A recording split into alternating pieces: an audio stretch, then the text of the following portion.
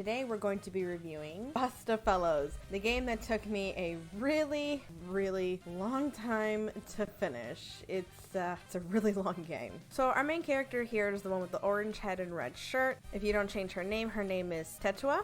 She's currently a journalist and is currently trying to find a scoop in the city that she lives in. She comes across this guy here named Limbo, who's known as a crooked lawyer who helps some of the sleaziest people win some of the most difficult cases. She tries to get an interview with him, but he slips through her fingers. When she does see him again, unfortunately, he gets killed. So what is a girl to do? But to jump back in time and try to save his butt. In this game, your superpower is to be able to go back in time, but every time you do, you end up in someone else's body. So when she does end up going back in time, she ends up in a prisoner's body. Even with this difficult situation, she takes advantage of it and calls for a lawyer while in this person's body. And of course, the lawyer that she calls is Limbo. Even with the body that she's in, she's trying to convince him not to go to that certain spot where he was killed. He doesn't believe her, so she tells him to take out everything in his pockets, and she tells him to meet her at a cafe where she's going to be able to say everything that was in his pockets. You end up with Limbo and his friends and a lot of shenanigans. One of the first shenanigans being is that you help make sure that he actually stays alive.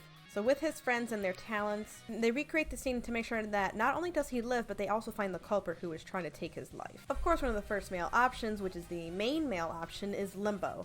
He's known as a crooked lawyer, and he's kind of cold and suspicious of you in the beginning of the game, but he does open up eventually. Next to Limbo and his shenanigans is Shu. Shu is a bounty hunter who tends to work alongside Limbo, who's more of the mastermind whenever they do work together. Shu is the kind of character that's more closed off and opens up a bit to you later in the game. One of the next persons that we meet is Helvetica. Helvetica is good at transforming people's bodies, whether they've been deformed in some way or just to try to get them to look completely different and start a new life. Next we have Mozu, who is the Dandetta of this game. Dandetta, again, being a character that seems pretty closed off, monotone, straight-faced, doesn't seem to show much emotion. So the goal to be able to read this character is just listen to what they say and see what they do. And last but not least is Crow. But when he's first introduced, he's shown to be really silly and exaggerating, loose one in the game that everyone likes to make fun of, and he gets easily embarrassed, but he's super great. This game is definitely a 3 out of 5 toe beans for me, but in general, I would rate this as a 4 out of 5 toe beans for everyone. Check out the full review of this otome game on my channel, Otome Princess Roslyn on YouTube.